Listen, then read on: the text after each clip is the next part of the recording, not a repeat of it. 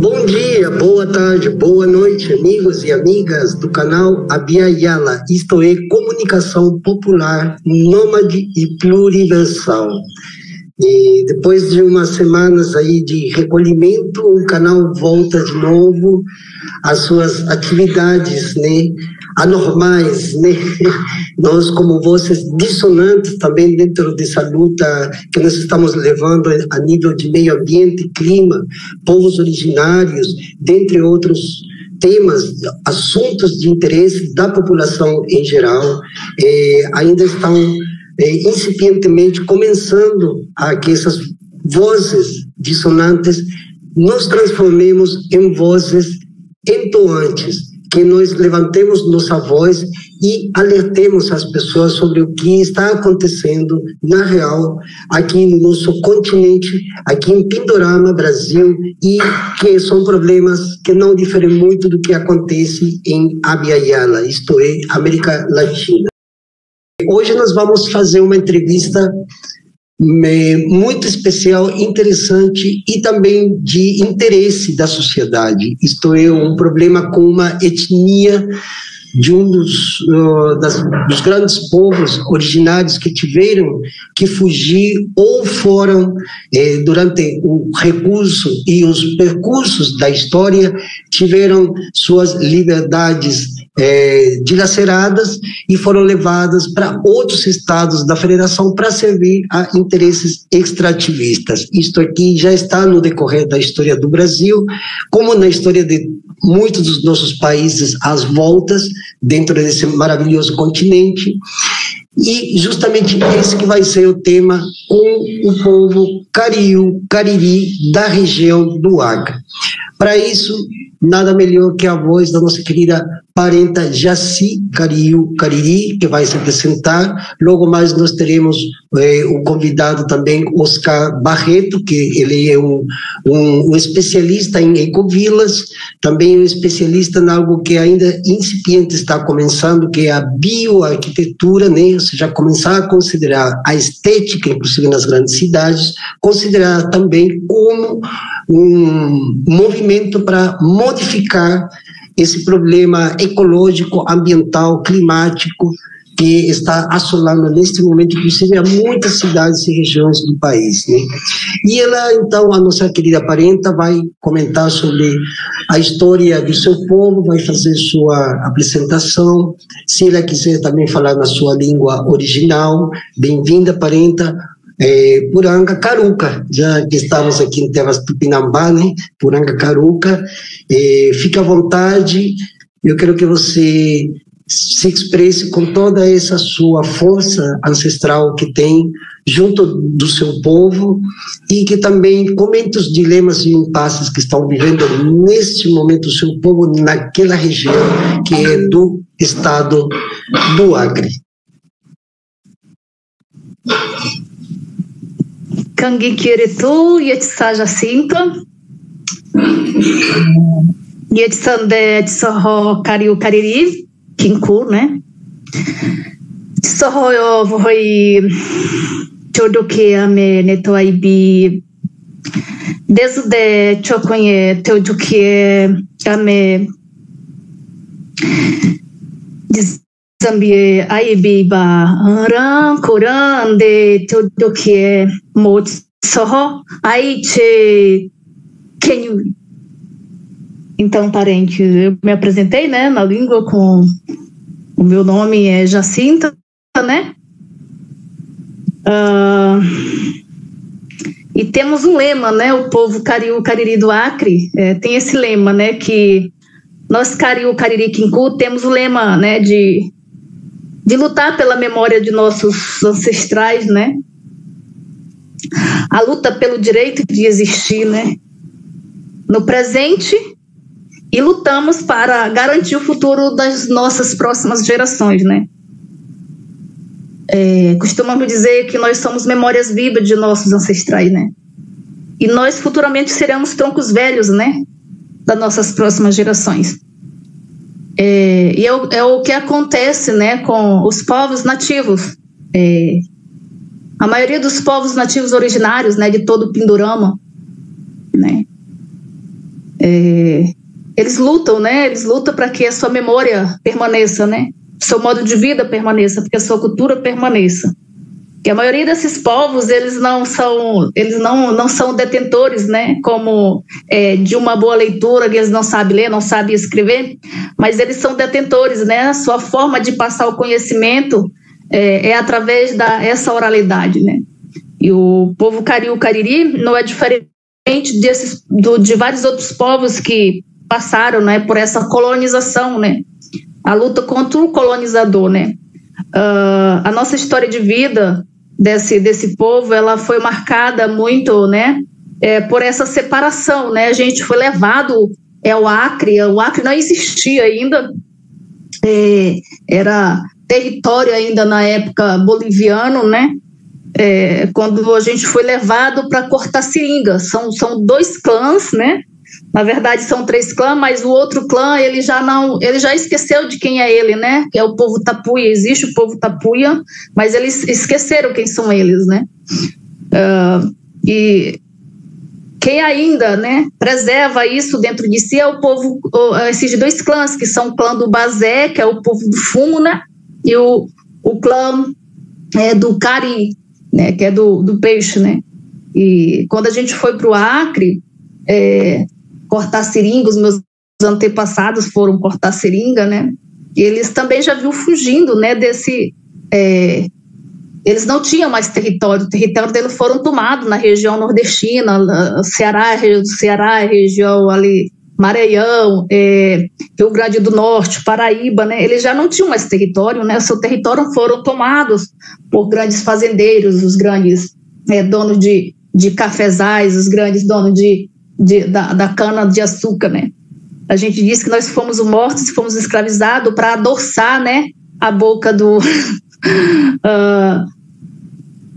europeus. E não foi diferente quando foi na hora de levar eles para cortar, né, no final do século XIX, para cortar seringa, né, tirar o látex, né, da seringueira. E lá a gente ficou, né, eles não conseguiram retornar mais. E a gente lutou, a gente foi levado, se tornamos seringueiro, né? A gente não era, nos tornamos, né? Porque lá tornaram o seringueiro, fizeram com que a gente se tornasse esse extrativista, né? Para cortar seringa, para poder sobreviver, não era nem viver, era sobreviver, né? E costumamos dizer que nós fomos a árvore arrancada, né? Costumamos dizer isso, arrancaram-nos de um território e plantaram no outro achando que a gente ia morrer, mas a gente não morreu, porque nós soltamos frutos, né? A gente continuou crescendo dentro daquela floresta, né? Mesmo que com esse apagamento histórico, né? Que a história do Brasil se dá num apagamento negacionista também e de esquecimento, né? Dá um esquecimento na história, que esse povo não existia, né? Você começa a ler, eu quando tive, né, esse conhecimento, né, do homem branco dentro de todos os seus laudos, né, de todos os seus livros, né, colocada ali essa história do povo Kariu, era um povo que não existia. E eu tenho 38 anos e eu cresci ouvindo a história desse povo, né? E eu dizia assim, uau, como é que esse povo não existe, a gente está aqui, né? Então a gente luta, o povo acreano no Acre está lutando contra o próprio Estado, lutando contra as próprias instituições que foram criadas, né, para, digamos, eu digo assim, né, que elas foram criadas para proteger o povo, né, o povo originário. Mas para a gente não foi assim, para o povo acriano não foi assim, para esse povo que também é considerado acriano, que nasceu ali também, né? O povo cariú. Não só para o povo cariú, mas para outros povos também que tiveram que lutar contra as instituições primeiros, né? Para dizer quem são, né? Para que a história não seja contada de forma errada ou de forma com que o Estado faça-se acreditar que esse povo não existe mais, que ele morreu, que ele apagou, né? Então, a gente luta contra isso no Acre ainda. E a nossa história começa desde aí, então, né? Dessa leva, né, dessa ida, depois se tornaram seringueiro, depois de várias expulsões de vários territórios, a gente ainda resiste, né, em permanecer no mesmo rio que os nossos troncos velhos morreram, que nossos troncos velhos chegaram, né? E eu acho que também é difícil para nós cariú no Acre, que a gente não foi ensinado pelos nossos troncos velhos a ser chamado de índio. Nós não éramos ensinados assim, porque os nossos troncos velhos, principalmente a minha bisavó, ela dizia assim, a palavra índio, ela foi trazida pelo colonizador para acabar com o povo dela. Ela falava assim, esse nome é um nome cheio de sangue, esse nome trouxe violência, esse nome acabou com o meu povo, né? Então foram poucos que resistiram. Ela contava isso. Eu nunca me senti índia. Eu não gostava, nunca gostei desse nome, a palavra índio, né? Mas eu amava a palavra cariú, porque ela dava esse nome pra gente. O cariú é o nome que a gente foi chamado, né? Pelo outro povo, que era o povo tupinambá. A gente era chamado de quinku, né? Que até hoje nós temos muito o que significa quinku, né? O que significa isso para a gente, né? Para mim é a nossa criação, nós somos a criação, né? A criação não só de mim, mas a criação de vários, né? A criação de nossos troncos velhos, a criação do grande espírito, né? É tanto que no Ceará se tem o nome de uma serra chamada Quincuá, né? Então, eles foram batizando os seus filhos, né, na língua. O nome da minha mãe está na língua, o nome do meu pai está na língua, o nome dos meus tios, todos os meus tios estão na língua, né? Então, a gente foi ali se escondendo dentro daquele território e também fomos nos protegendo, de certa forma, para não sermos dizimados fisicamente, né? Além da história já está escrita, né, que a gente foi dizimado, que a gente já foi extinto, que a gente não existia mais, a gente estava lá dentro do Acre, né? Principalmente uma das primeiras reservas criadas no Brasil e no mundo com essa categoria, né? Foram as reservas extrativistas. As reservas extrativistas, elas foram criadas no sentido do extrativismo positivo, não do extrativismo negativo. Tu me entende, né, Ludwig? Eu creio assim, que o extrativismo positivo é aquele que você está em equilíbrio com a natureza, né? Agora, o extrativismo negativo, para mim, é aquele que vai lá e destrói, que é aquele que vai lá e polui, aquele que vai lá, né, e acaba com tudo. Isso, para mim, é o extrativismo negativo. Sim, inclusive, esses últimos tempos existem vários grupos que estão falando sobre isso, né? Porque existe uma confusão entre os extrativistas naturais, que nem aqueles que, por exemplo, extraem a palma, ou tem outro nome, não sei como se chama, que extraem um fruto como se fosse um coco, né? Acho que é babaçu, se não me engano. Né? É o babaçu. Porque esse é o extrativismo positivo, né? Que quem mora na floresta, ele faz isso, né? Já é natural nosso, né? Dos povos originários ali, porque a gente faz esse extrativismo natural, porque nós se alimentamos, a gente retira o que a floresta dá. A gente não precisa derrubar, a gente não precisa destruir. A gente utiliza o que ela dá, e é tanta riqueza, né? E esse é o extrativismo positivo, né? que os povos originários sabem mais do que nunca e mais do que ninguém como fazer isso, Ludwig. E isso é tão importante, né? Só que o Estado, ele não olha assim, o Estado, ele vê o território, né, como algo que ele vai dar para as grandes, né. Eu queria que o companheiro Oscar não vamos perder o gancho das línguas, que é muito interessante essa temática. Denomina a conquista do Acre, né, que pertenceu durante muito tempo à Bolívia, né? E grande parte desse material a gente conseguiu através da Bolívia, do governo boliviano, do Arquivo Nacional da Bolívia. Nós conseguimos ter acesso, e também graças ao companheiro Tiago, que faz parte do canal e do nosso grupo também, ele deu esse empurre para a gente poder ter conhecimentos das fontes de onde que vêm os problemas ocasionados por essa tal conquista do Acre, né? Que foi uma moeda de troca, né, para o governo da época, né?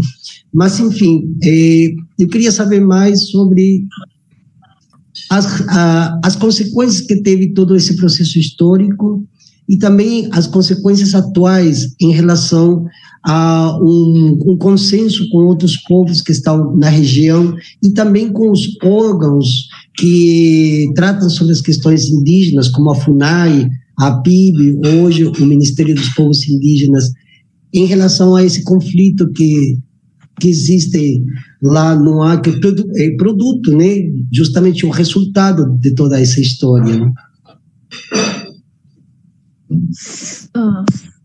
Sim, Ludwig, todo esse processo acarretou nesse apagamento e também silenciamento, né, dentro dos territórios, porque quando se vai para essa região, toda a região amazônica, porque a região amazônica ela não foi colonizada de uma vez só, né?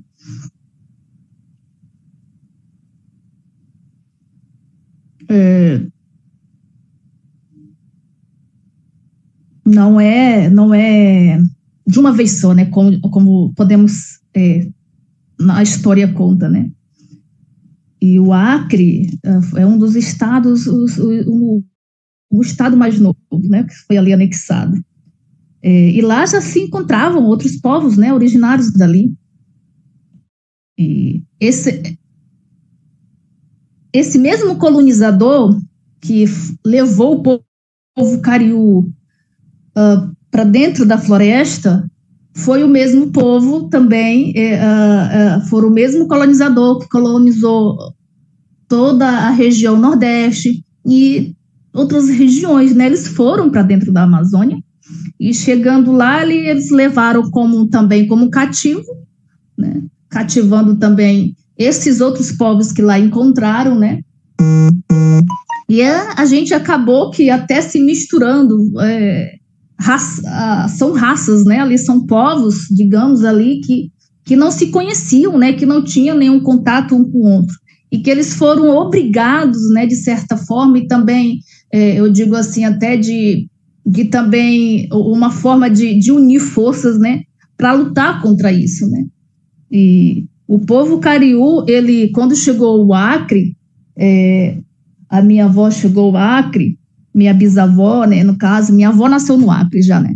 Quando ela chegou nesse território, praticamente eles, os bolivianos, os peruanos caucheiros, eles tinham praticamente dizimado o povo amihuaca. Ali só existia mulheres e crianças que foram sobreviventes, né,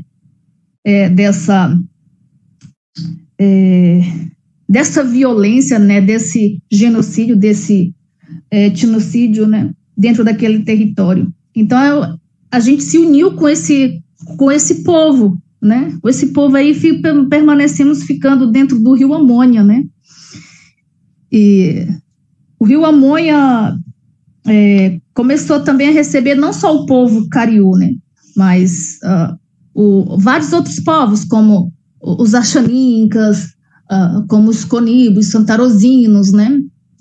Vindo também da região do Ucayali, né? Recebeu vários povos, né? E quando saiu com o declínio da borracha, né? Em 1940, 1930, 1930 ainda não estava no auge ali do segundo ciclo da borracha, né? 1940, na época eles enviaram também soldados da borracha, né? Conta a história, soldados da borracha, né? Então, a partir de 1940 aí já começa a declinar, né? Já começa a cair. Então, esses povos, eles ficam ali dentro daqueles seringais, e esses seringais começam a ser vendidos para donos, né? Para grandes empresas, né? Para grandes empresas que querem explorar ali o território, né? Tirando madeira ou transformando isso em grandes campos, né? Para se tornar grandes fazendas. Essas grandes extensões territoriais, que eram os seringais, e esses patrões, eles não moravam ali dentro daquela floresta, eles eram do sul, eles eram do nordeste, ele era da região menos dali, né? Menos dali, daquele território. Então, quando o seringal era vendido com essas pessoas, com esses indígenas, com esses trabalhadores, né? E foi a partir do momento de 1975, 1985, que começou essa luta, né? De se unir os povos, né, da região, os povos indígenas e os povos tradicionais, né, chamados povos da floresta. Eles começaram a se unir, porque eles perceberam que ali também era a sua casa, né, que eles estavam sendo praticamente vendidos junto com esses seringais, né, que eles futuramente eles seriam também os próximos a serem mortos, os próximos a serem expulsos, né. E eles começaram a lutar, teve essa grande luta, né, que o povo esquece também, né, de lutar.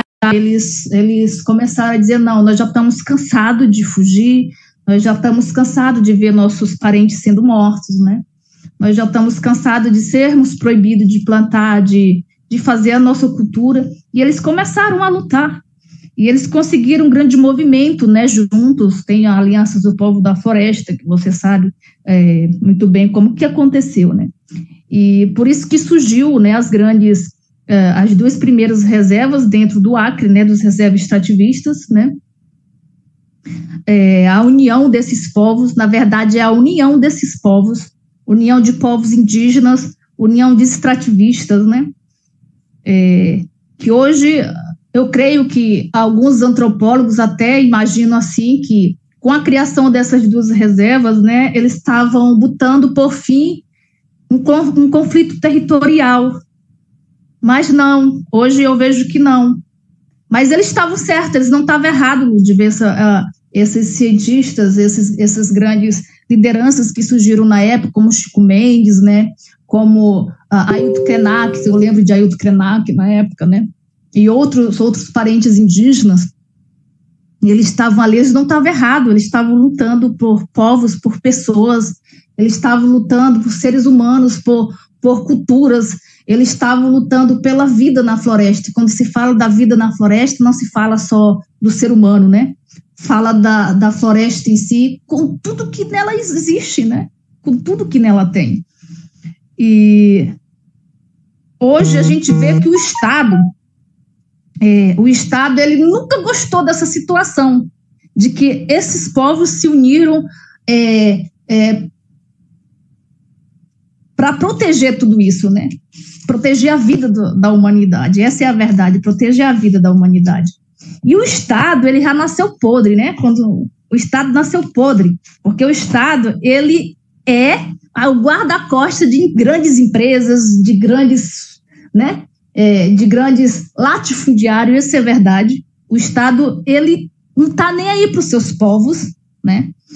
O Estado, ele só faz a obrigação dele quando ele é obrigado mesmo pela justiça, né? Aí que ele vai fazer. Mas o estrago já está feito. Quando ele se levanta, o estrago já está feito, né? No caso dos Cariú Cariri do Acre, Ninguém entendeu quem éramos nós quando nós chegamos nesse território e que falávamos que nós somos Cariú do Ceará. Eu falo como se a minha avó estivesse falando, né? A minha bisavó. Quem é você? Eu sou o Cariú Cariri, né? Eu sou um Cariú da região nordestina, eu sou o Cariú. No mínimo, já foi aprontada a Ela é Branca. Por quê? Porque lá nesses estudos, na história, ela é contada, a história do Acre, não por povos indígenas, ela é contada por homens brancos estudiosos que tiveram lá, achando que sabia contar do território mais do que nós, da nossa história de vivência, né? Inclusive, até compartilhei, não sei se você viu, o Tratado de Petrópolis, né, que foi o tratado onde o Acre foi dividido, o bolo do Acre, né, entre ambas as partes, né, tinha acabado de compartilhar, que é uma história também contada a partir desse olhar conceitual branco, e esse documento se transforma em história dos vencedores, né, que eles têm tudo registrado, tudo assinado, tudo contratados e acordos que são entre eles, né? E que o Estado depois acaba naturalizando. São acordos entre eles a portas fechadas, e isso continua ainda até hoje, quando se refere aos direitos dos povos originários, até hoje, Ludwig, assim, é tratado às portas fechadas. As instituições que representam, né, os povos indígenas, que representam os povos extrativistas, não existe aquela conversa, né, de que nós temos direito, né, as comunidades têm o direito de uma consulta prévia. Não existe isso, não. Quando chega até nós, a coisa já tem acontecido. Eles já têm planejado há 100 anos-luz da gente, entende? Então, quando a gente vai saber, praticamente os povos indígenas são obrigados praticamente a aceitar o que lhes são imposto de goela abaixo. E os que não aceitam tais atitudes do Estado, eles são menosprezados, são invisibilizados, o Estado diz assim, eles não existem, isso a gente não sabe, né, que eles existem. Essa é a verdade. Por exemplo, o ICNBio. O ICNBio é uma instituição que foi criada para ajudar, para proteger, né, os territórios, né, proteger a nossa fauna, a nossa flora.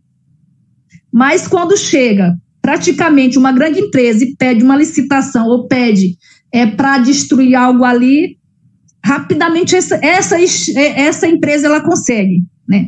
Mas quando é para proteger os povos que estão lá dentro, essa mesma política ambiental perversa, né, racista, negacionista, em nome da preservação, nega que existe povos indígenas dentro da reserva extrativista. Antigamente, até ano passado, aqui 2 anos atrás ou 3 anos atrás, se tu fosse perguntar ao ICNBio se existia povos indígenas dentro do território das reservas extrativistas criadas no Acre, ele ia dizer que não. Ia dizer que não. E olha que foi uma instituição criada, né, por esses povos que ali estavam. Foi uma instituição criada pensando, né, em proteger esses biomas para essas populações que ali moravam. Veja como a nossa luta do povo Cariú é tão grande, que hoje tem esse documento aqui, ó, tem um documento aqui, que está aqui em minhas mãos, da Associação, né, dos Seringueiros e Agricultores, né? É tão interessante que ela conta, né, toda essa característica cultural, né, da região. Aqui conta, né, que essas famílias que ali moram, elas são frutos dessas união de vários povos, são vários povos dentro desse território, né? Mas se você perguntasse antes essa instituição, ela negava, ela disse, não, aí não existe território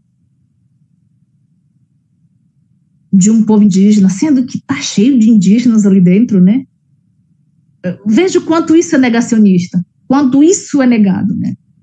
E nós somos, os cariú, eles sempre foram tratados como meros poceiros dentro dessas reservas, e eles foram considerados como brancos, porque cariú, quem entende, quem estuda, né, principalmente essa linhagem das variações do tupi, da língua tupi, né, o abeninga é uma língua antiga que os tupinambá falavam, né, e talvez eles aí, alguns falam, assim como o Nhengatu, né, abeninga. O abeninga é falado ainda, né, e são variações que o homem branco não entendia. Por exemplo, cariú, com U e o acento, e cariú, com O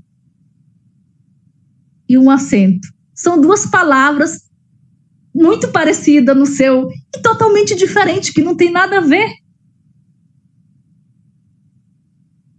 Então, quando você pega essas duas palavras, que carió com O, carió, que significa também procedente, né, de branco, procedente, né, digamos que é o filho do homem branco com indígena, né.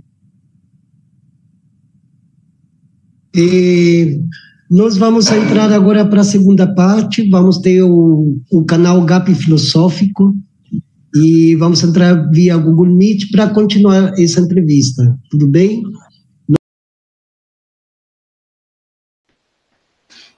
Coicaturité, muito obrigado, Xaltumai, como dizemos em Mapudungun. Obrigado, Alberto.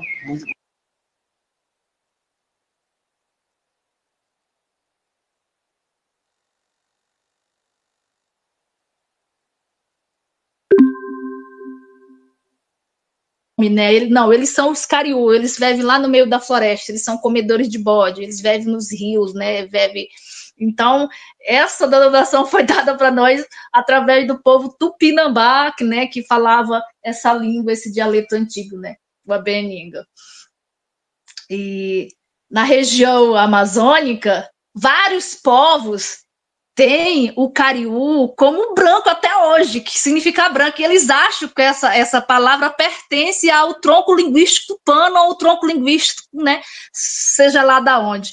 Mas, na verdade, ele vem, né, desse tronco linguístico do tupi. Eu passei a vida inteira, por exemplo, tendo que explicar para as pessoas essas duas variações e o que é que elas significam, né?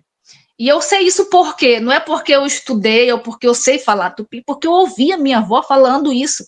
Ela era falante, eles falavam, porque eles não falavam só, olha, os meus bisavós, eles não falavam só uma língua.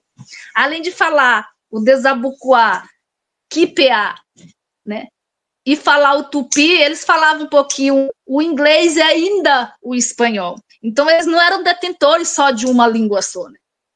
Quando eles falavam com propriedade, porque eles sabiam, eles aprenderam, né? Então, eles tinham propriedade. Mas se hoje,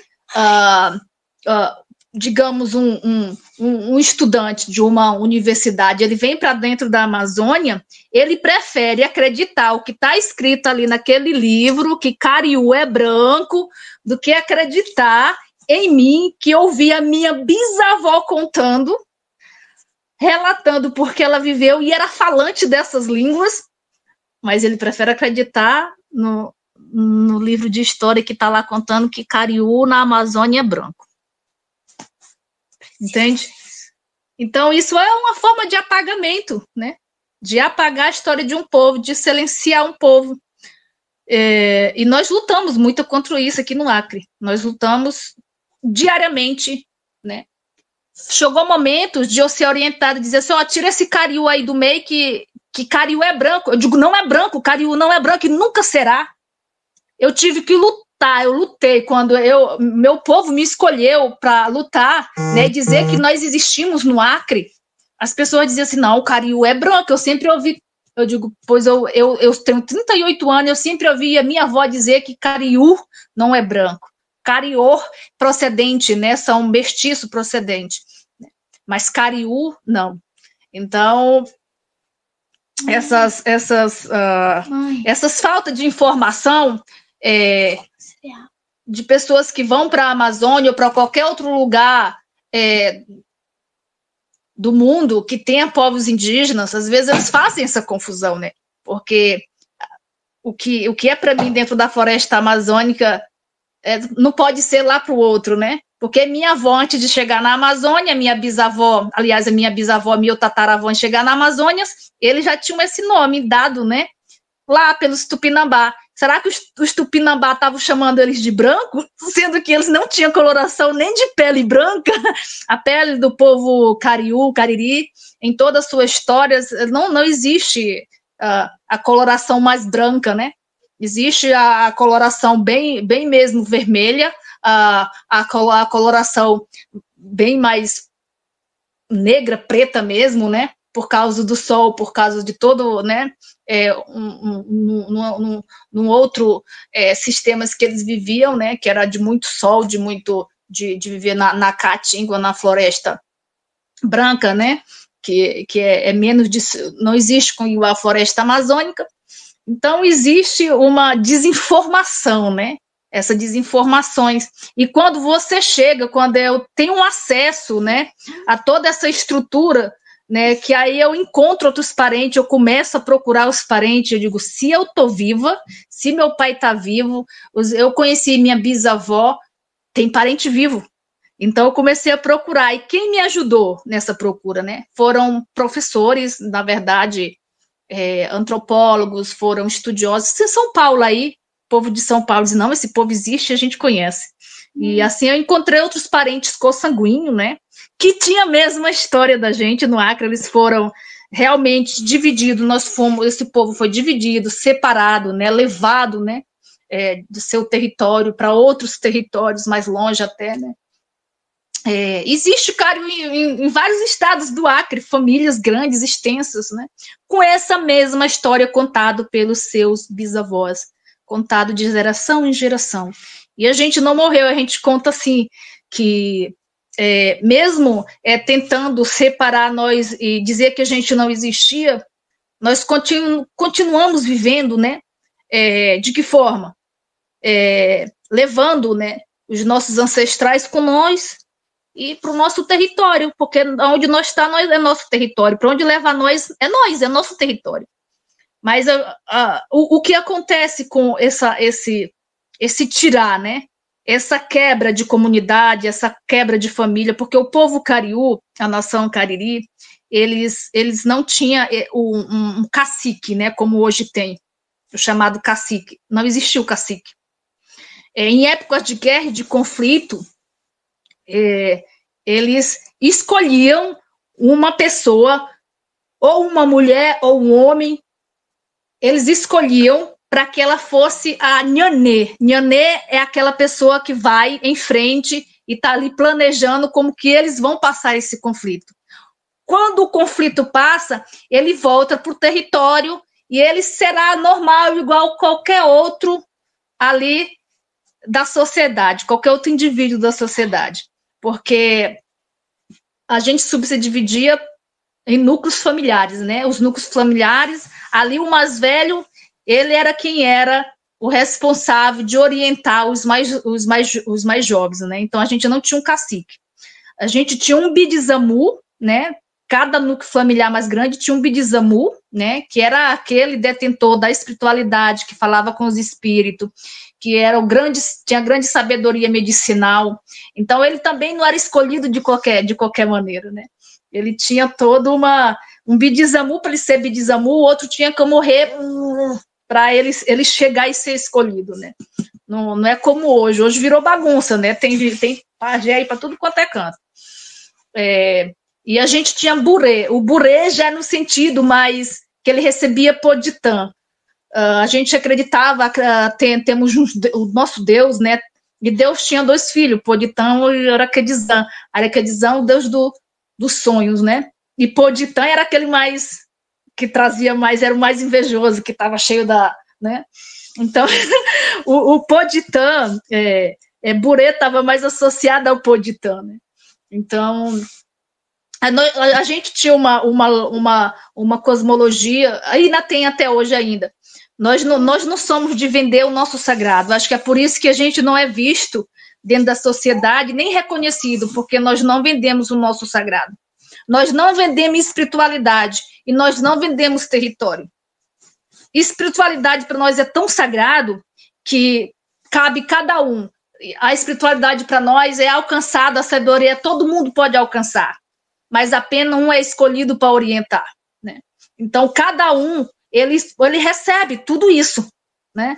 Ele recebe, mas jamais eu posso receber algo espiritual e vender ele para alguém, jamais.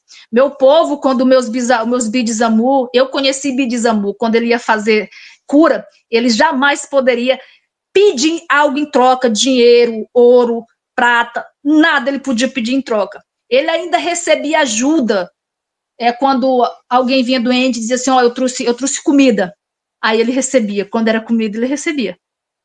Porque ele tinha ali como uma ajuda, né, para ajudar.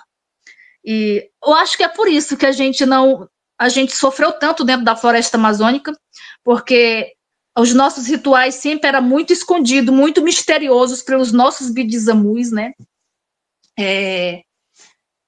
E eles foram sobrevivendo dessa maneira, eles escolhiam os seus lugares sagrados e eles iam fazer esses rituais sagrados. Batismo, até hoje, nossos batismos são escondidos e sagrados.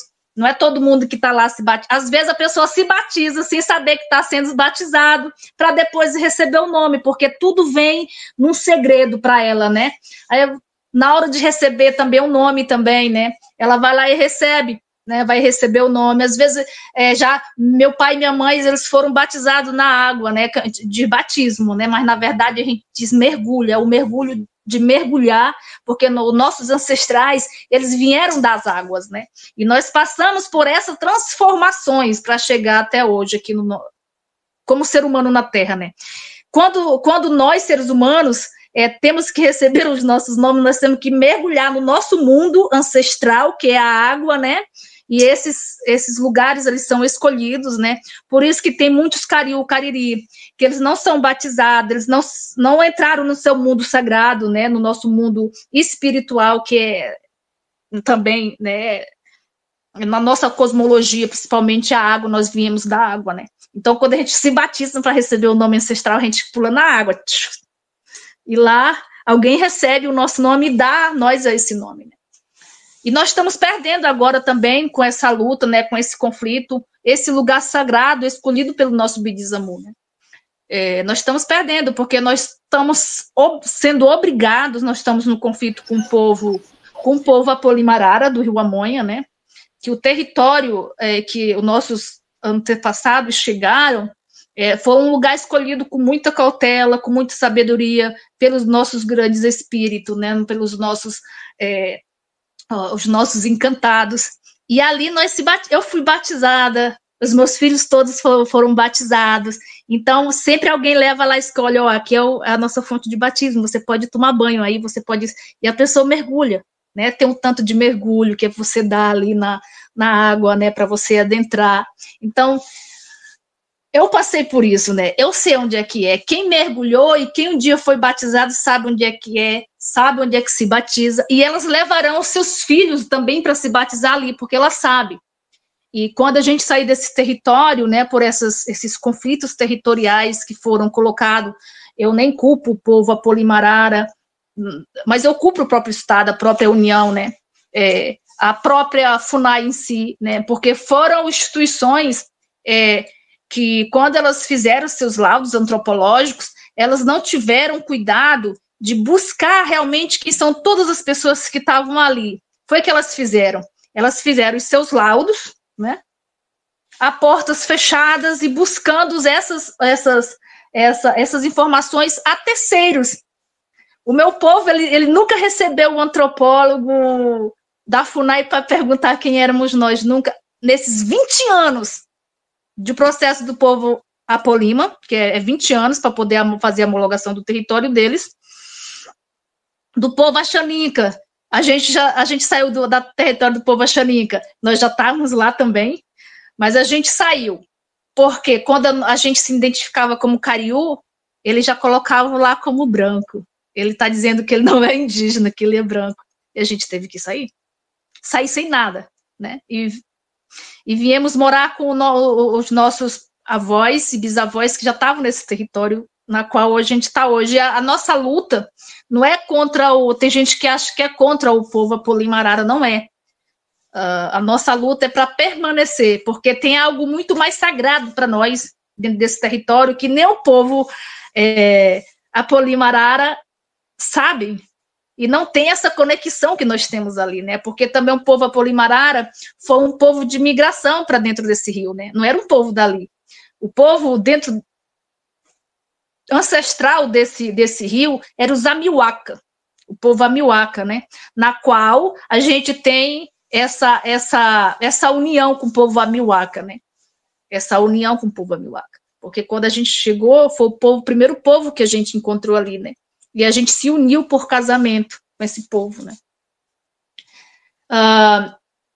E a gente está passando por essa dificuldade, porque o povo Apolimarara, não todo o povo, mas algumas lideranças, né, elas ameaçam o meu povo, ameaçam as famílias que estão ali dentro ainda resistindo, né, que eles vão tocar fogo na casa, que eles vão...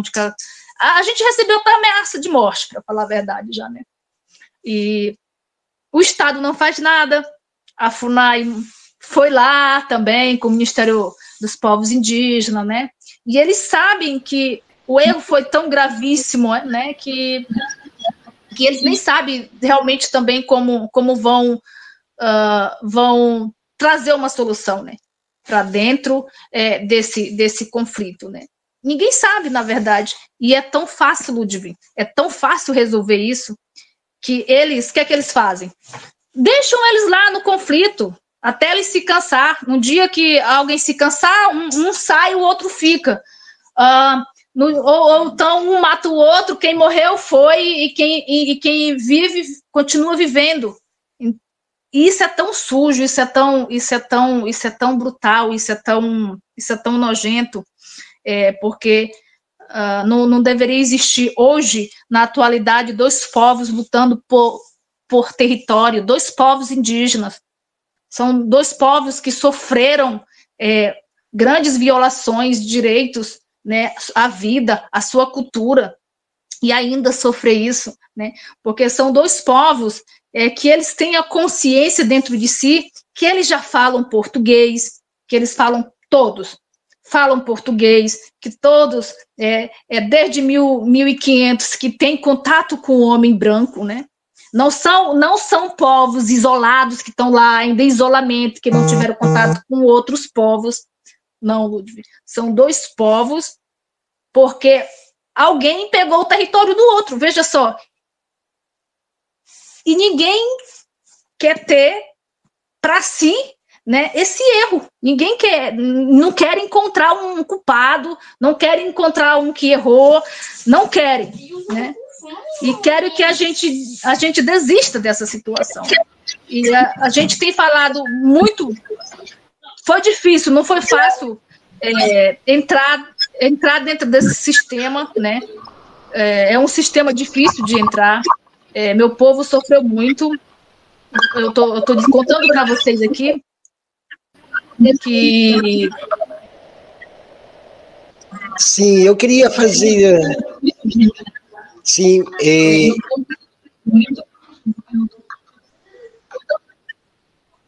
Sim. Estou te ouvindo, não, Ludo. Eu só queria agregar ao que esse conflito que vocês estão vivendo, que é um conflito justamente como bem você colocou,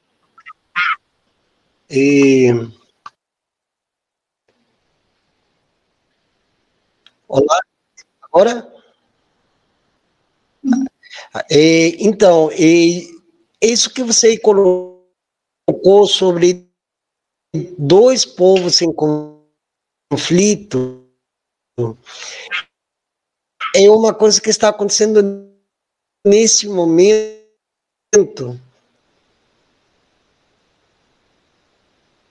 E já que nós estamos falando sobre denúncia e anunciando também o que está ocorrendo para conhecimento de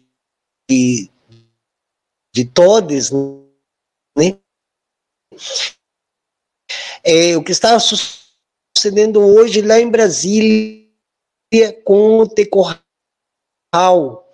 né, que é um santuário dos pajés, a menos de 20 quilômetros da esplanada dos ministérios, lá em pleno Distrito Federal, numa das áreas nobres mais caras de Brasília, onde tem uma comunidade multiétnica, né, que também chegaram lá em Brasília quase que nas mesmas condições, e também houve casamento entre componentes de algumas das etnias que estão aí, né, e estão vivendo esse dilema também em relação ao poder público, às construtoras, às imobiliárias, mas, ao mesmo tempo, esse jogo de querer colocar as etnias em conflito entre eles, e que isso resulte mais importante que a invasão de terras, que inclusive são áreas de preservação ambiental, já que está na beira do Lago Paranoá, né?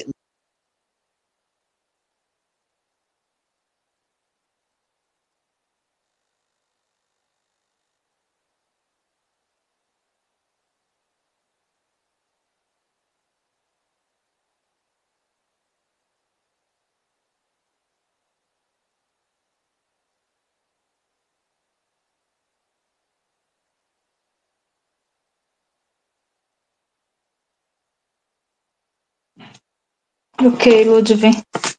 Você está ouvindo?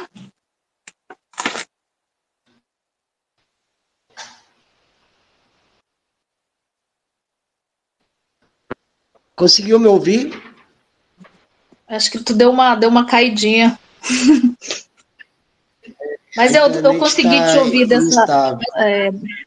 dessa situação, né, daí de Brasília com os parentes, né? É algo que o Estado deixa para que isso seja, no final isso será utilizado também para quem, por exemplo, os latifundiários, né, que estão aí, né, tentando passar, né, esse marco temporal como um projeto de lei para virar lei, isso também será utilizado, né? E o Estado deixa, porque o Estado vai dizer, agora nós temos, né, como se utilizar, né, o Congresso também tem como se utilizar disso, né, a gente não faz marco temporal contra os povos indígenas, a gente quer proteger os povos indígenas, balela, né, porque o que está acontecendo com a gente sempre foi isso, né, deixar esses povos em conflitos, né, para que uma hora um desista, né, e vai arrumar conflito em outros lugares, né? Por exemplo, no Acre, na região ali, a gente saindo vai ter outros conflitos territoriais, né? Não é fácil, Ludwig. Eu fico pensando aqui,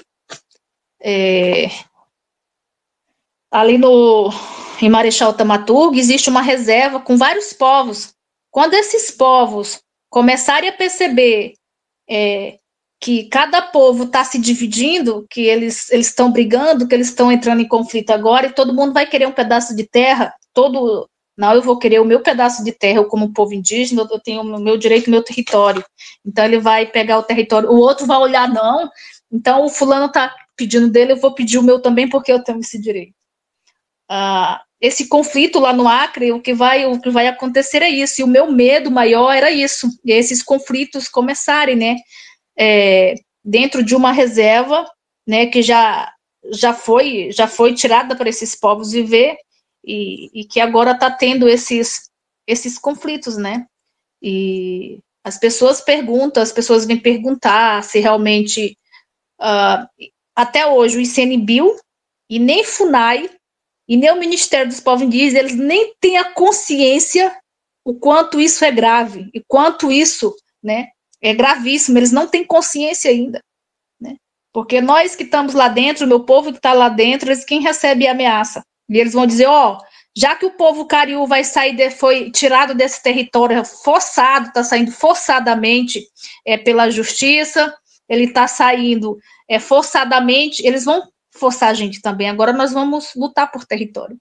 Então, são famílias, Ludwig. Eu conheço porque eu tenho um irmão que é casado com a Polimarara, por exemplo. O meu irmão, ele é forçado a se calar para dizer que não é cariú, cariri, porque se ele disser, ele é expulso de dentro do território junto com... Se ele quiser permanecer, ele tem que silenciar dentro do território, né? E se dizer ainda que se autodeclarar como outro povo, entende? Então, ou você se declara, olha como o Estado orienta, né, através dos seus estudos, dos seus lados antropológicos, esse silenciamento e apagamento. Porque hoje, quando o povo Amiwaka se levanta, né, para dizer que ele quer o nome dele e requer o nome dele como Amiwaka, não como Arara, o conflito está formado, Ludwig. Porque ali ele tem direito ao território, mas a justiça deu a um povo, ao nome de um povo só, aí que esse povo ele não aceita o outro, quando o outro se levanta, aí o outro tem que sair, né, e arrumar conflito com outros parentes, né, dentro de um outro território que ele não tem esse vínculo, né? No caso dos cariús, os cariús estão sendo forçadamente a sair de um território que é dele também por direito, que tem um vínculo, né, cultural e tradicional tão grande, e buscar um outro território, né, para arcar, que nem nós, cariús, sabemos a quantidade de cariú que tem ali dentro, e nem eles sabem, mas eles querem que a gente saia do território, né, desse território lá, e a gente vai buscar um outro território para nós, né, e o ICMBio disse que tem, dentro dessa reserva, tem território para os cariú, cariri, e não tem, Ludwig, não tem, porque é um território com vários povos dentro, e a partir do momento que os cariú entrarem dentro e pedir o seu território, é muito cariú. Não é só 6, 8 famílias que estão resistindo, que estão contando a história. São vários cariú atrás de nós, dizendo assim, a gente quer terra também. Nós estamos na cidade, nós queremos um território, porque nós queremos praticar a nossa cultura que já foi proibida por muito tempo. Né? E nós estamos perdendo, nós estamos vendo que os filhos deles não podem nem ir dentro do território batizar seus filhos. Sabe? Eu tenho um parente que ele fica perguntando, e agora? Eu quero o meu nome, eu quero receber o meu nome na língua. Como que eu vou me batizar? E a gente está procurando um jeito, Ludwig, de essas pessoas serem batizadas. E nós temos um período para sair de dentro do território até junho desse outro ano, né? E eu falei assim, como que essas pessoas vão batizar? Porque elas sabem que a nossa fonte, o poço que nós temos o poço dos ancestrais, nós chamamos poço dos ancestrais, onde os nossos troncos velhos espiritualmente estão morando, né? Ali, né? Os nossos troncos velhos estão ali, né? Que se chama poço sagrado, fonte sagrada. E que o povo cariú não conhece outro lugar, ele só conhece ali dentro do Acre, né? É ali. Claro, dentro do Ceará tem os poços sagrados, né? Mas no Ceará, já é um lugar tão distante para esses povos que já saíram de lá, né? E a gente vai sair desse território, e o medo maior da gente é porque esses conflitos, né? Até agora não deu oportunidade para que o nosso Bidizamu ele fosse escolhido, ele fosse treinado, ele fosse escolhido. Não tem, porque os mais velhos, eles foram separados dos filhos, dos mais novos, dos netos. Então, eles não tiveram, né, durante esse processo todo dentro da floresta amazônica, depois que há 10 anos nosso Bidizamu morreu. Há 10 anos atrás, até hoje, a gente ainda não tem conseguido o nosso Bidizamu. o nosso guia espiritual aqui na Terra, né?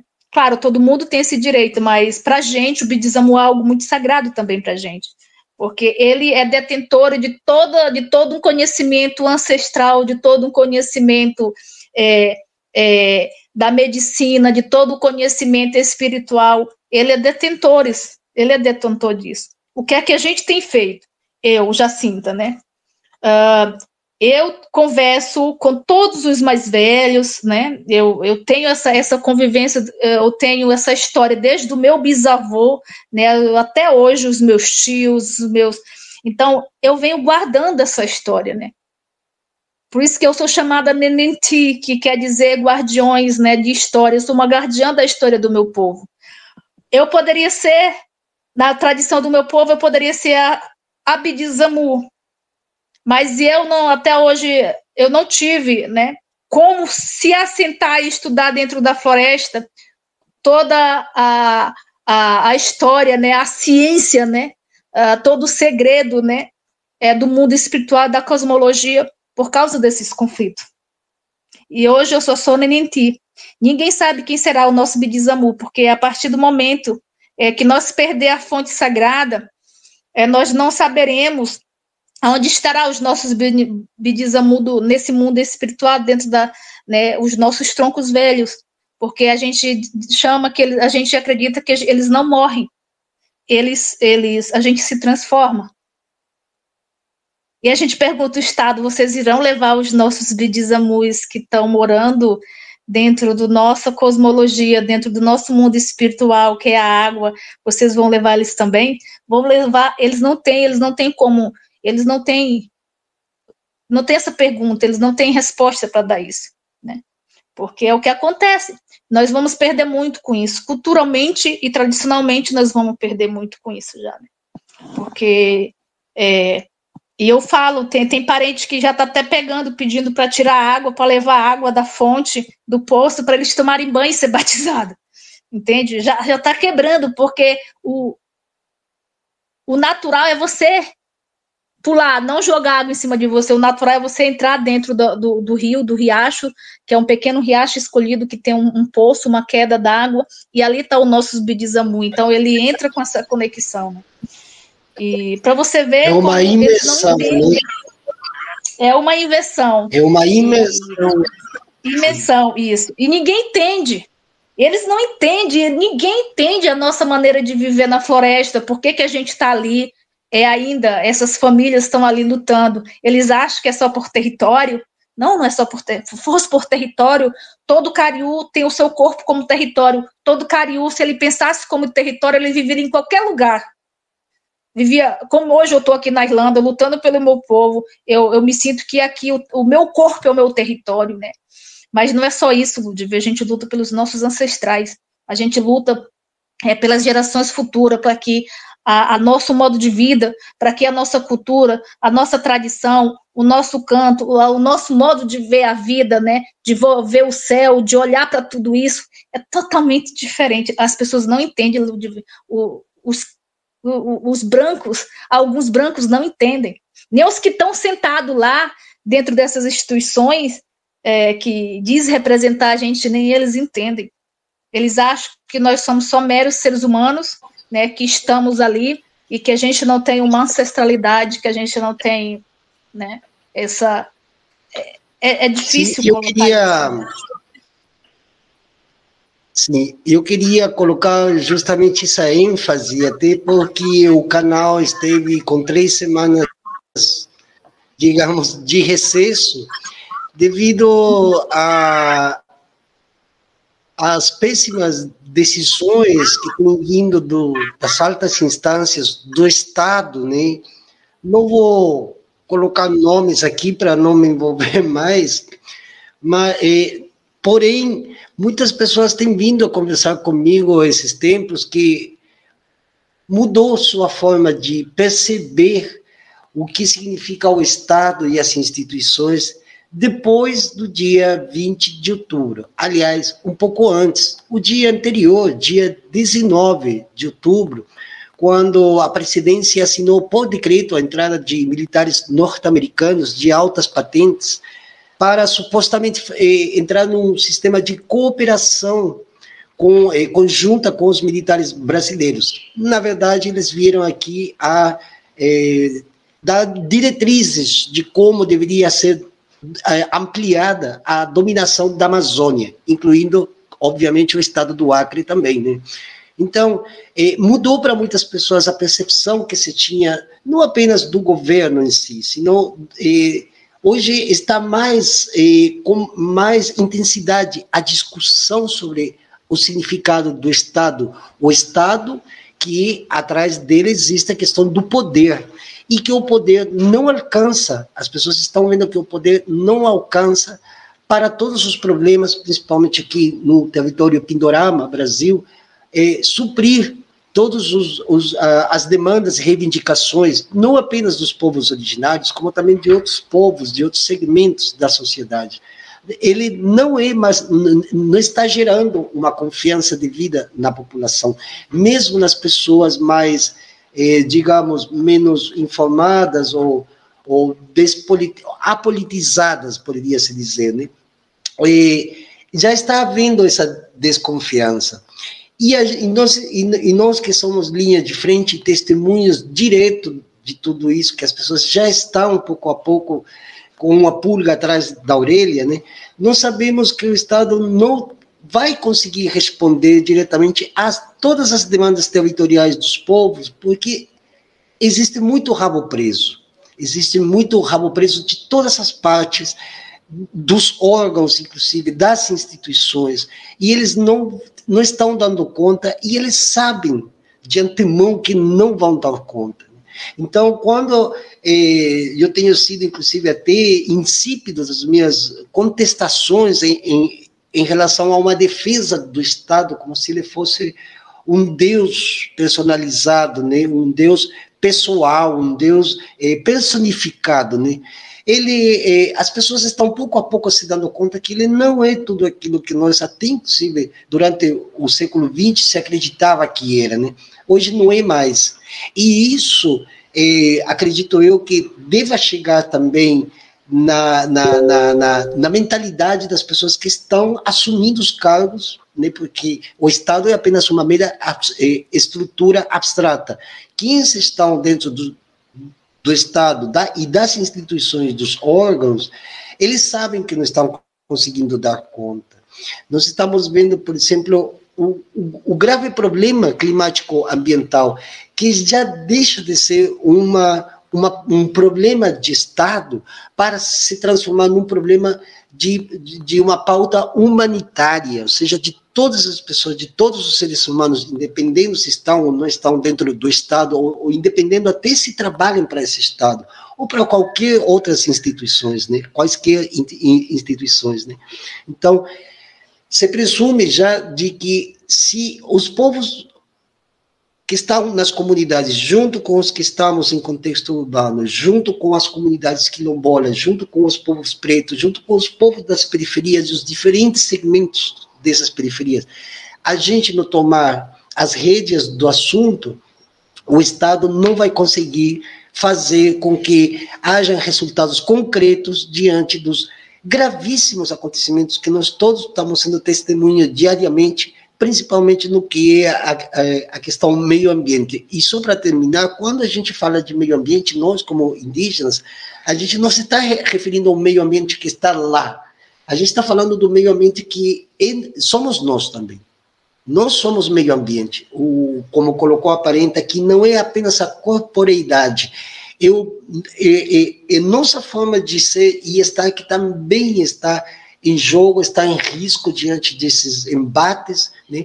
E que as pessoas precisam entender, precisam compreender com um entendimento mais profundo, inclusive, se achegando ao conhecimento, aos nossos conhecimentos como povos originários, sejamos de quaisquer nações, etnias, comunidades, mas a nossa luta é justamente de defesa da vida como um todo, inclusive até daqueles que querem nos destruir, porque eles têm filhos, porque eles têm netos, porque eles têm famílias, porque eles também têm um passado. Se eles não compreenderem isso de uma forma muito mais, digamos, abrangente, menos solipsista, inclusive, né? Menos eufemista, compreender que a vida deles está em jogo.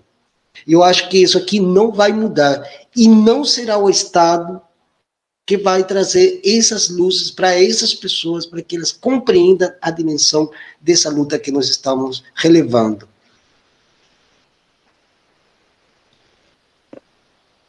É verdade, Ludwig. O Estado ele não consegue, né? Porque o Estado tem essa política ambiental perversa, né? Nós já sabemos disso. Em nome de uma preservação que não existe, né? Porque o Estado ele não está lá protegendo. Quem está lá Tem que parar de atrelar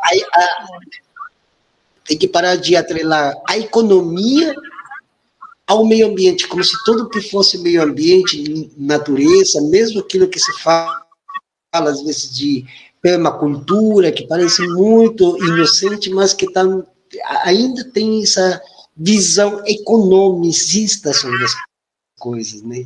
Eu acredito que tem de parar essa visão economicista sobre meio ambiente. E, Ludwig, eu sou bem sincera. Eu, quando falo sobre meio ambiente, a gente não vai conseguir mais parar. Não. Nós vamos sofrer a consequência.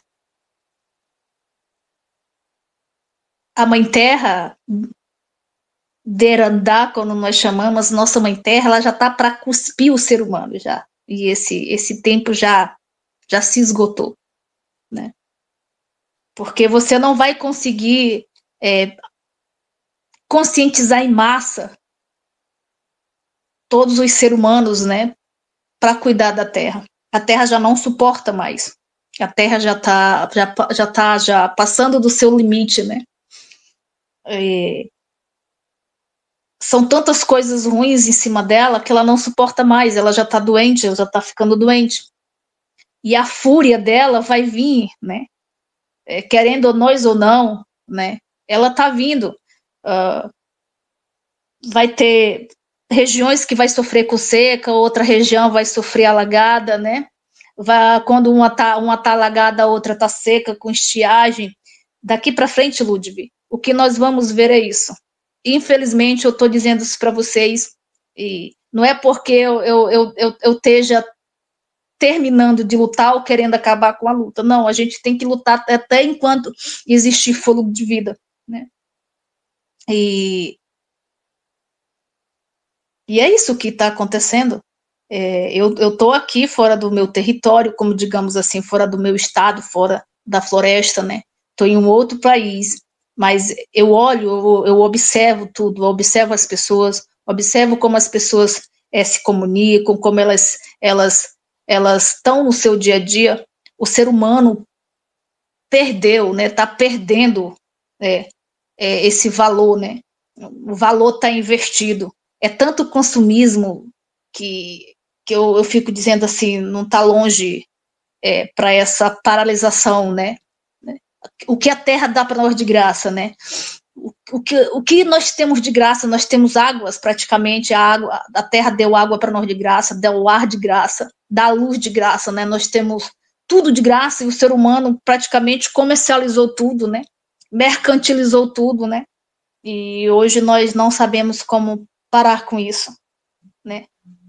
Por meros desejos de ter, e tirando mais dela, né, Ludwig? Não vai parar, não, Ludwig. Eu falo para os meus parentes, vocês plantem o que der de plantar, colhem o que der de colher. Tem horas que eu me sento com meus parentes aqui e eu oriento eles, Ludwig. Não esperam pelo Estado que eles vão dar comida, que eles vão dar água, não esperam. Vocês têm que planejar o futuro de vocês. E o futuro de vocês não é esperar coisa boa, não. O futuro de vocês têm que lutar por ele, mas vocês têm que pensar que vocês vão passar por essas dificuldades, Lúcio. E não esperam pelo Estado dar uma cesta básica para vocês, não. Vocês têm que lutar, né? E conversar com as pessoas também, né? Para que elas tomem consciência, para que elas digam assim, eu fui pega de surpresa. Não, Ludwig. Vocês treinem os seus filhos, treinem o seu vizinho, fale com o seu vizinho, porque é o que nós vamos passar, e vocês veem que isso já está acontecendo de uma forma tão mais rápida, né? E as pessoas ainda, a maioria das pessoas que tem esse poder na mão, né, em vez de ajudar e refletir, dizer, não, a gente tem que se conscientizar, né, parar, né, mas eles não têm essa consciência não, Ludwig, infelizmente. A gente vai receber do grandíssimo. Sim, eu estou aqui numa região aqui do Nordeste, e saindo aqui para as ruas, às vezes a gente vai fazer alguma compra, alguma coisa, e justamente agora que está chegando no final de ano, que quando mais se exacerba, né, a questão do consumo, né, e eu paro para observar e eu vejo que não está apenas o consumo daquilo que se deseja ou se tem vontade de ter, sino que o consumo de uma ideia que, para nós que não seguimos essas tradições, digamos, de final de ano, essas festas de final de ano, um pouco sacralizadas e, ao mesmo tempo, dionisíacas, né? São festas de orgia, né? E nessa orgia está o fetiche do consumo, do comprar, do presente, né? E observando, inclusive, antes de sair de São Paulo, esse mesmo processo, e estando aqui numa cidade aqui no Nordeste, percebo das pessoas e que não estão completamente despreocupadas com as questões que têm a ver com isso que nós chamamos de meio ambiente, né?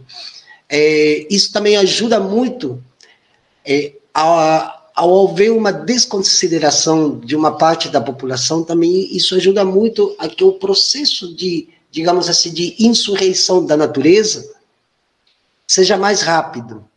Porque como é uma luta espiritual, ao mesmo tempo que ela é material, mas o espiritual ainda se sobrepõe mais. Então, as pessoas, quando consomem um produto, elas estão consumindo um produto por uma questão de uma data festiva que tradicionalmente vem acontecendo ano a ano, e com a mesma, né, com o mesmo intuito, né, esse intuito mercantilista, esse intuito do lucro, né, das grandes empresas que produzem essa ideologia através de propagandas, né? Então, e como as pessoas elas estão como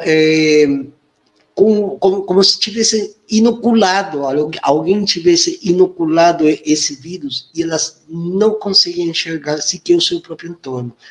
Aqui está fazendo um calor onde estou tenebroso, desde 11 horas da manhã já são 40 graus de um sol, que você não vê o sol como algo legal que está batendo na sua pele, você está sentindo o sol como que ele já murcha a sua pele. Se você não sair com uma roupa de manga comprida, não sair com óculos, você não aguenta estar na rua. E isso que o Nordeste é um lugar onde, obviamente por questões geológicas, é um lugar tropical, né, uma região tropical, mas as pessoas não vão para a praia como iam há décadas, talvez, né, e elas somente se dedicam a andar de carro. Então, é muito carro na rua, menos pessoas andando por causa do sol, e ao mesmo tempo o carro, né, aquelas longas filas intermináveis de carros, congestionamento, tanto aqui na cidade onde estou, quanto em São Paulo é pior ainda, né?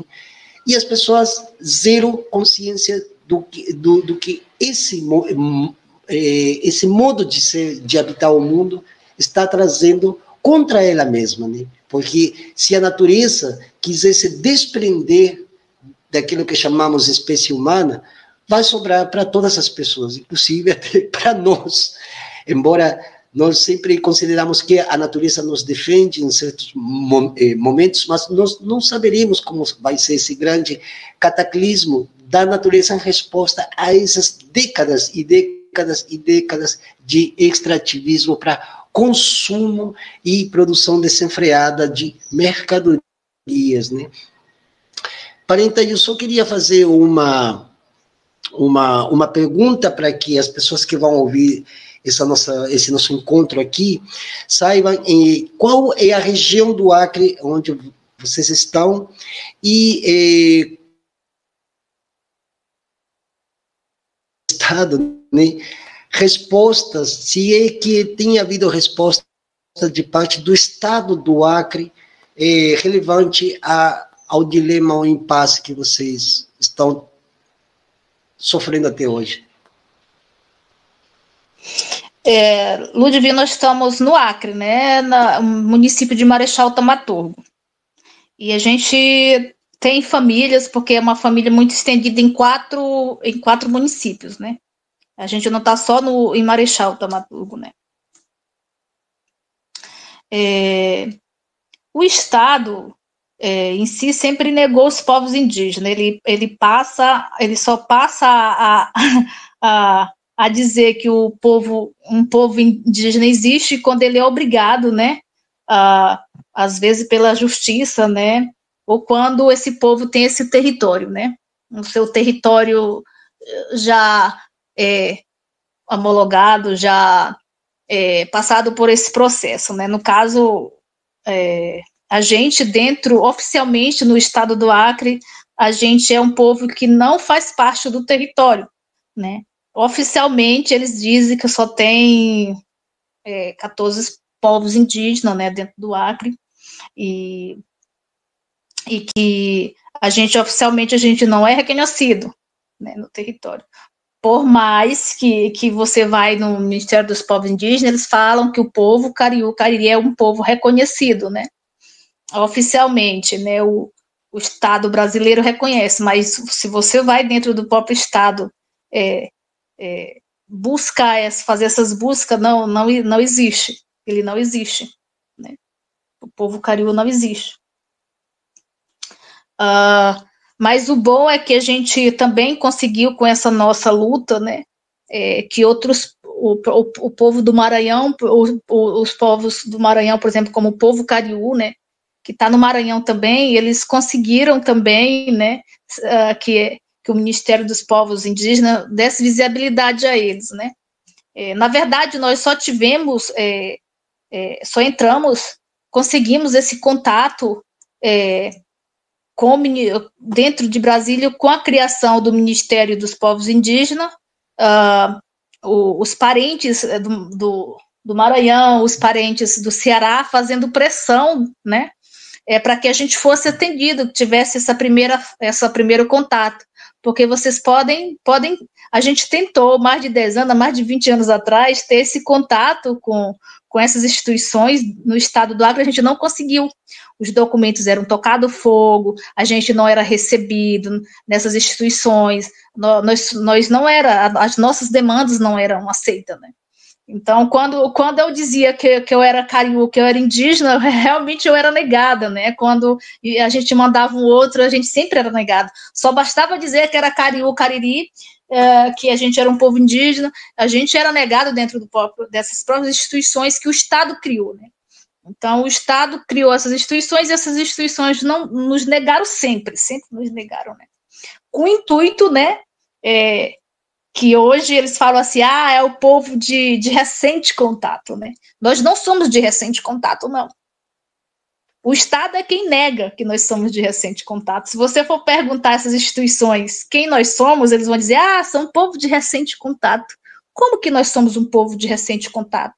Que nós, em toda a história do Brasil, o povo Cariri é um povo que lutou, que teve conflito, guerreou mesmo, contra o colonizador para não virar escravo, para o seu território não ser tomado. Ele lutou. Como que nós somos de recente contato?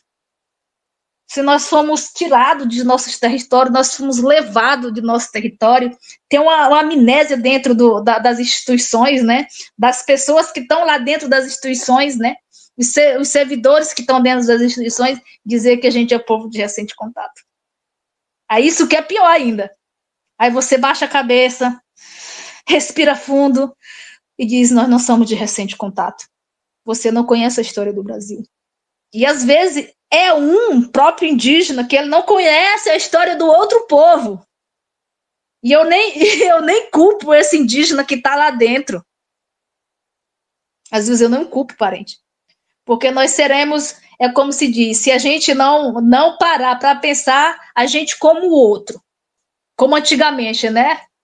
Matava, comia e assava. Se a gente não parar, parente, para pensar o que nós estamos fazendo, nós também, diretamente ou indiretamente, nós estamos junto com o Estado. Se a gente não começar a buscar, né, a ajudar esses parentes quando você silencia, quando um silencia, né, a gente busca também, diretamente ou indiretamente, com que esse povo ou outros povos, né, sejam silenciados, que o Estado, né, silencie esses povos. E a história do povo Kariu não é única, não. Existem outros povos por aí. Eu sei que existem outras comunidades, talvez com histórias de conflitos, igualmente a nós. Só que o Estado não quer que ninguém saiba, o Estado não quer que você bue, né? O Estado quer colocar uma pedra em cima desse povo, pronto, e acabou. Você fica lá calado, silenciado, você não vai dizer nada. O Estado quer isso? Vários povos existem, agora eu quero... Sim.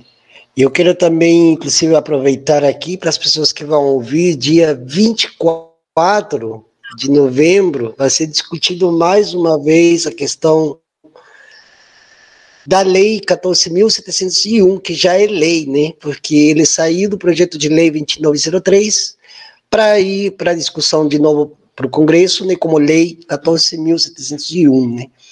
Que já nós sabemos que vai afetar os povos indígenas em vários lugares do país, inclusive aqueles que já têm suas terras homologadas, vão sofrer justamente devido aos dois artigos que não foram vetados, que é o 20 e o 26, que inclusive deixa que não indígenas possam ingressar em alguns territórios para fins econômicos, né? Econômico significa extrativistas mesmo, né? De extrair minério, petróleo, ou até mesmo flora, né? Fauna, né? Então, os dois artigos mais importantes que não foram vetados podem vir se transformar em lei. E isso dialoga com aquilo que você falou, Parenta, sobre dar em bandeja aos ruralistas, né, e a velha oligarquia que se funda praticamente desde 1822 aqui no Brasil, se funda para ganhar terras, né, e hoje está acontecendo, por incrível que pareça, o mesmo processo histórico. E eu acredito que isso esteja também dialogando com aquilo que você falou agora, do desconhecimento da história do Brasil, que a maioria das pessoas também, o povo em geral também desconhece, inclusive, detalhes importantíssimos, que até mesmo dentro das escolas e mesmo das próprias universidades passa apenas como uma página que mal ela é lida e contemplada, né?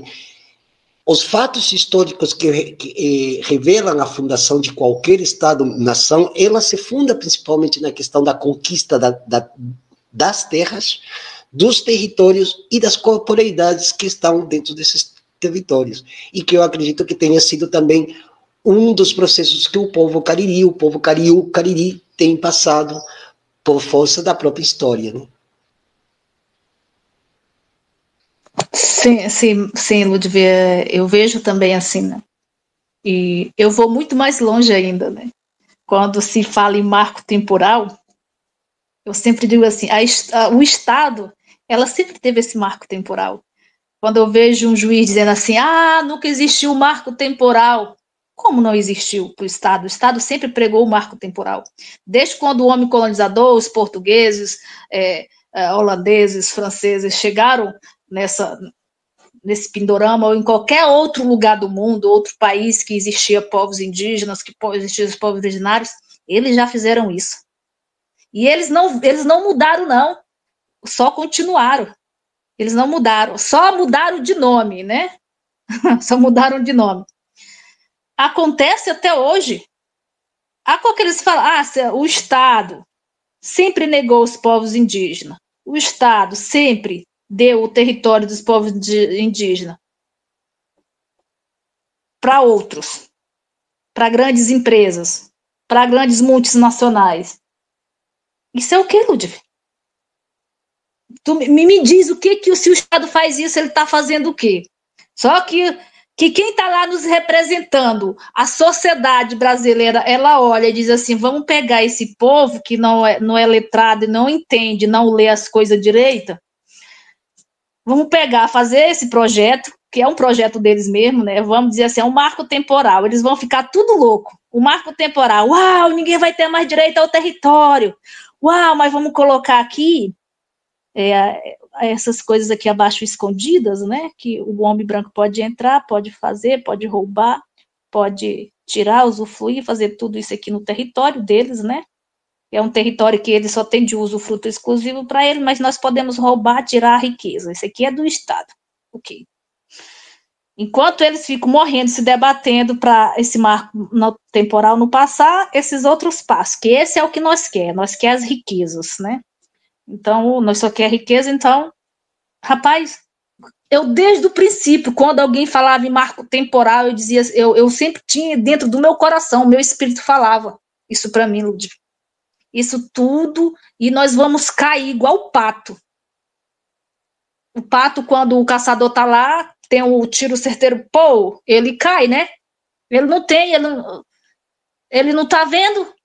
Ele não tá vendo de onde o tiro vem, como ele vai se defender, assim, assim fomos nós fomos o pato ali dentro da lagoa, né?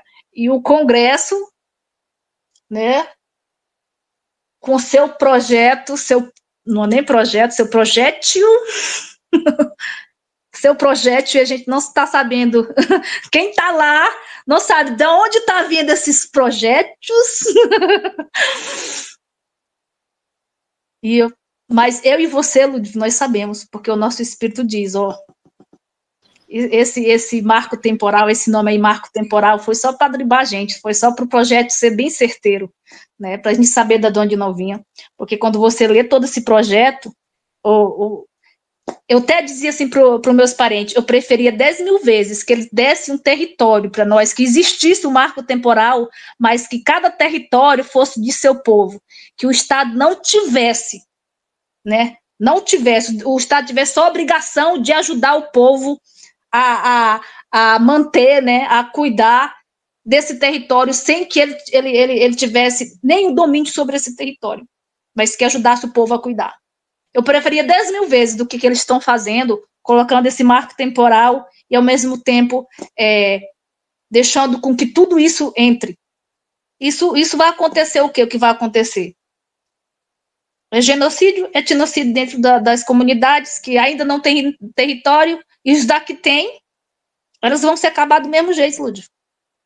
Elas vão entrar dentro dessa colonização da mesma forma como eles vieram em 1500. Não é diferente, é a mesma tática, só mudada de nome. Infelizmente é isso. E os que se dizem, né, que estão lá dentro dessas instituições que se dizem que estão lutando, eles estão dando um murro em pedra, só isso. Se fosse até pior, se fosse água caindo em pedra, não fazia o furo, né? Mas não estão usando nem água. Estão usando madeira em pedra, né? E quem que se lasca é a madeira. Enfim, é isso que eu queria dizer.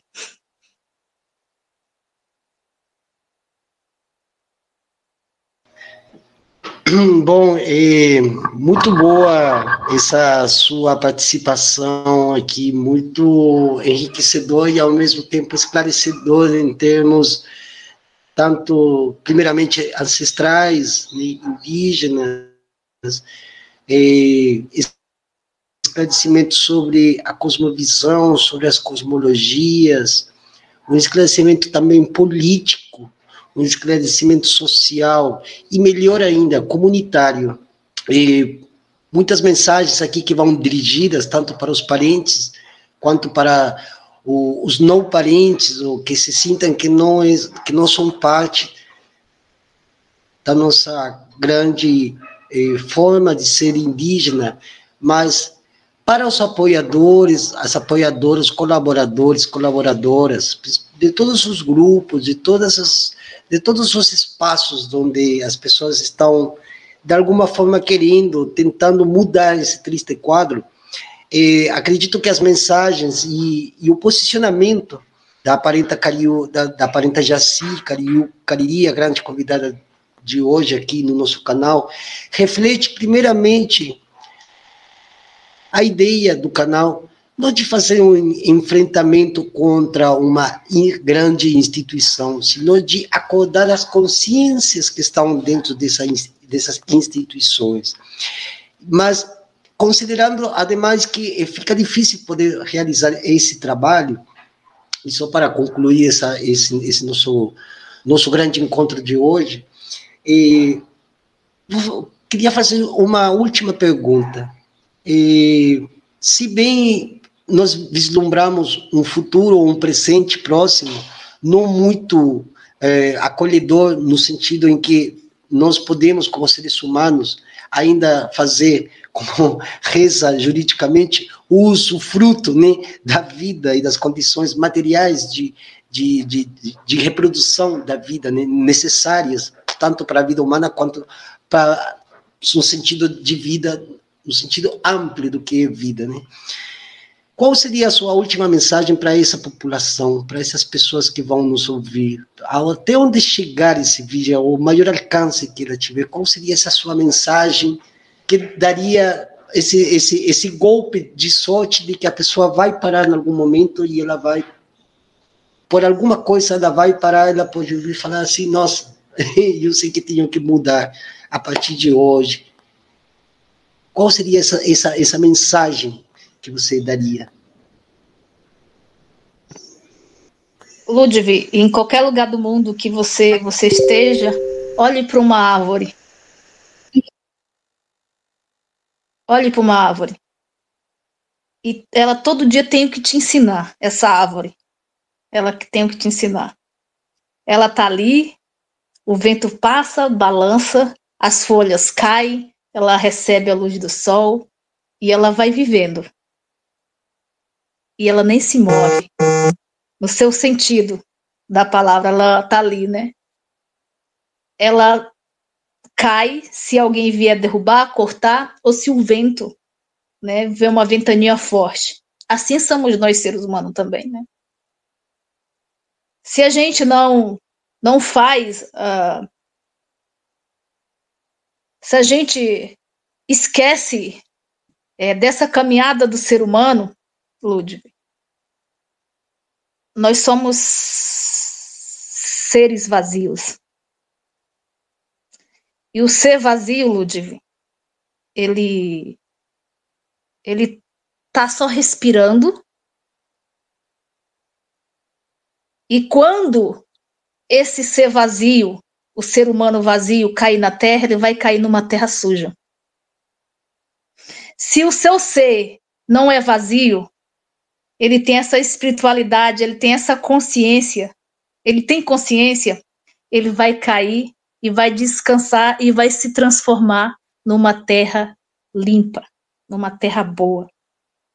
Mas o ser humano vazio, ele cairá numa terra suja. Então, é só você imaginar, quando eu morrer, eu serei o quê? O ser humano não vai para o espaço, não, Ludwig. Ele não vai morrer e vai ficar lá, não vai subir, não. Ele vai para a terra, ele vai ficar aqui. Ele vai se transformar, vamos se transformar. Todo mundo vai virar algo e vai voltar para a terra. Porque o nosso corpo é vida. O nosso corpo se transforma. Em que você quer se transformar? Na terra suja, poluída, cheia de coisa ruim? Olha, quando alguém estiver em São Paulo, olha para o Tietê e pergunta se o seu corpo quer descansar ali dentro do Tietê. Se você passar por uma terra poluída, olhe para ela e pergunte se seu corpo quer se descansar ali naquela terra poluída. Ou você quer se descansar em um bosque cheio de árvores e terra limpa. onde você pode tirar o seu sapato e andar descalço. Entende? E o ser humano, que ele não é vazio, é esse que tem, quando eu falo de vazio, é o ser humano que tem uma consciência. E essa consciência tem que chegar para todo mundo. Um dia, se eu e tu morrer, Ludwig, nós vamos para uma terra boa. Mas os que não têm, eles vão para esse mar de lixo poluído. E eu quero, como Jacinta, Cariú, Cariri, eu quero que o meu corpo e que o corpo dos meus filhos se transforme, né, e se misture com coisa boa, com que é limpo, com que é saudável. É só a gente pensar isso. Depois que a gente pensar isso, você vai querer ser, digamos, pensar numa fezes do ser humano. Você quer se misturar com fezes, se banhar, tomar banho de fezes humanas? De jeito nenhum, né?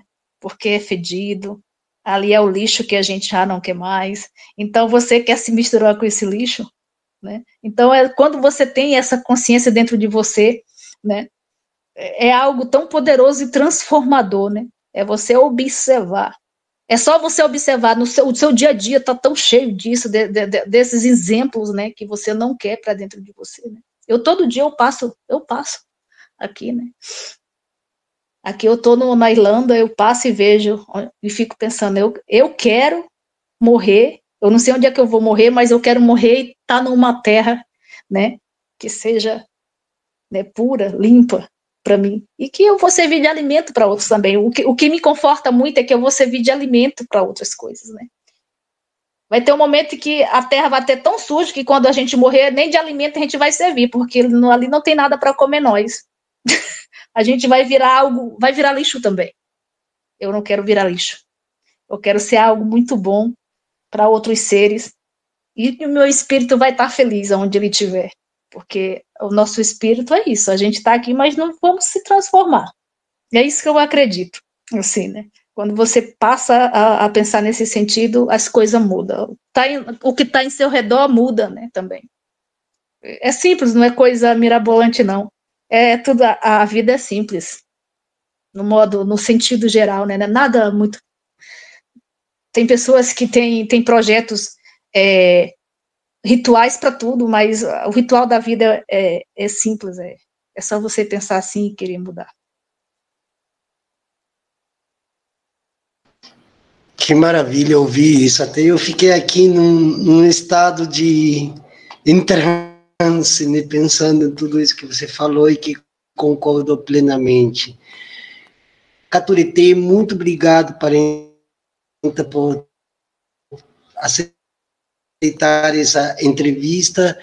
Agradecemos muito também a presença de Alberto do canal GAP Filosófico, o canal do Leitor Subversivo, que são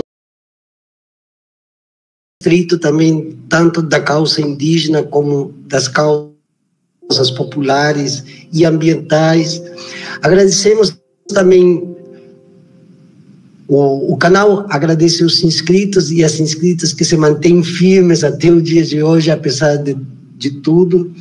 E compartilhe esse vídeo também, podem comentar. Eu vou colocar na descrição do vídeo, que vai sair através do GAP Filosófico e também a partir do canal Abya Yala, vou compartilhar alguns textos e documentos que referem ao povo Cariú Cariri e principalmente as referências sobre alguns conflitos históricos, para quem quiser conhecer, saber mais, já que o conhecimento, sim, realmente, além de libertar, abre consigo uma outra visão da história e, consequentemente, uma outra visão desse presente que nós estamos vivendo nesse momento. Eu agradeço muito. Muito boa tarde, Cheiro Namon, todo mundo aqui, muito obrigado, e agradeço também a presença de Oscar, que nesse segundo bloco não conseguiu estar, mas ele espiritualmente está conosco também, porque ele também é um grande apoiador, né? E fazendo um convite também para quem quiser participar aqui através do canal, vou colocar o link do nosso grupo em WhatsApp, Abya Yala Pindorama, para nós, através do grupo, termos também esse segmento desses conhecimentos, dessas informações, dessas sabedorias que nós precisamos cada dia mais poder agregar às nossas vidas como uma forma de uma caminhada mais, pelo menos mais limpa, como comentou aqui, aparenta. Inclusive, a questão da morte é uma coisa que eu sempre digo, né? Nosso corpo, por sua constituição, ele também é alimento para outras vidas e que vão gerar outras vidas. Mas se continuarmos nesse nível de envenenamento de águas, de alimento, de ar, com certeza o nosso corpo pode não servir para alimentos para outras vidas e, por tal, a vida não vai se continuar reproduzindo como ela sempre foi, independendo da existência ou não dos seres humanos. Muito obrigado, muito boa tarde, Purancacaruca, até a próxima. Sim? Inatequeru, Inatequie, Amequie. Obrigado de coração, Ludwig, a todos que estão aqui ouvindo a história, né? São histórias verdadeiras e verídicas, elas existem. E eu só tenho a agradecer a todos, aliás, a muitos né, companheiros de história, de caminhada, né, de luta, que são homens brancos, né, de outras raças também. Eu só tenho a agradecer muito a esse povo que me orientou. São pessoas que me orientam, Ludwig. Às vezes eu fui mais orientada pelo homem branco também, né, de ter homens brancos conscientes, né, homens pretos conscientes, mulheres, né, e eu vou adquirindo, elas vão me orientando e eu vou adquirindo, e é bom porque nós não somos todo mundo cheio de verdade, mas cada um tem um pouco de verdade dentro de si, né, e a gente vai pegando essa verdade para a gente, se tornando realidade dentro de nós, né, então isso é muito bom. Que o Araquedizan, né, o Araquedizan são o Deus do sonho para mim, que ele consiga colocar dentro da consciência de cada um de nós o que nós somos, o que seremos, para onde vamos, né? E eu sei quem eu sou e eu só estou tentando saber para onde eu vou, né? E é isso. Inatequeiro, trabalhemos junto de coração.